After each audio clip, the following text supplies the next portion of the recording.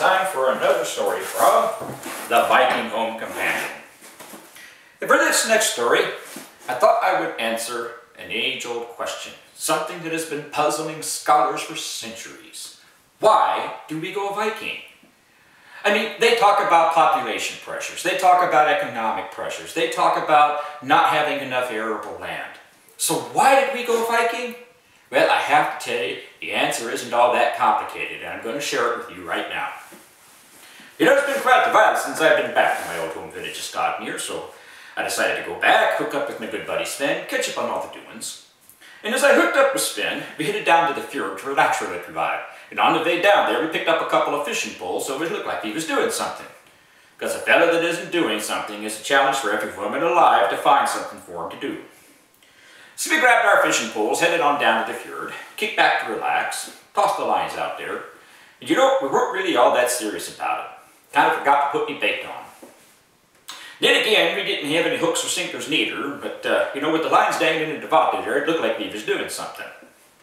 So I kicked back to relax, I looked over at Sven and said, you know, Sven, I've been thinking. You been what? I've been thinking. What the heck do we go Viking for? I mean, we get on a boat with 30 other guys for weeks and weeks at a time.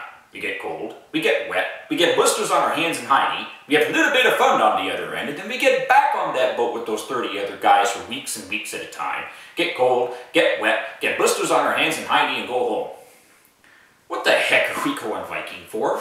He says, you know, I never really thought about it like that. What the heck are we going Viking for?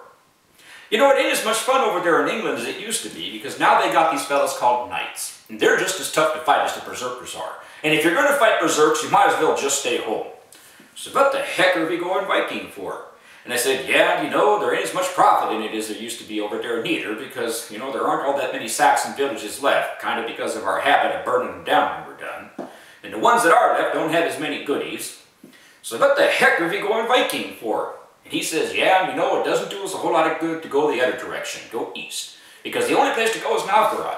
And if you're going to go to Novgorod, you might as well go to Horvey and go all the way down to Byzantium. And if you think you're going to get blisters on your hands and hiney from rowing that boat, where do you got to put it over land for a couple of days to go from river to river to make it on down there?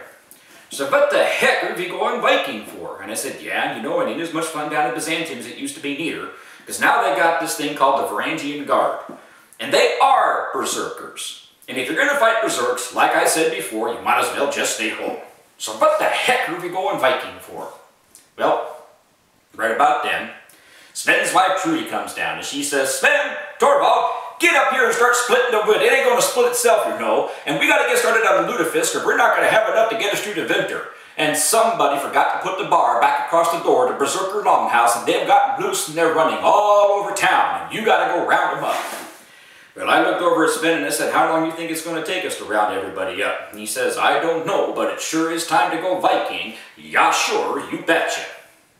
I wish it was more complicated than that, but it was all about getting away from the chores.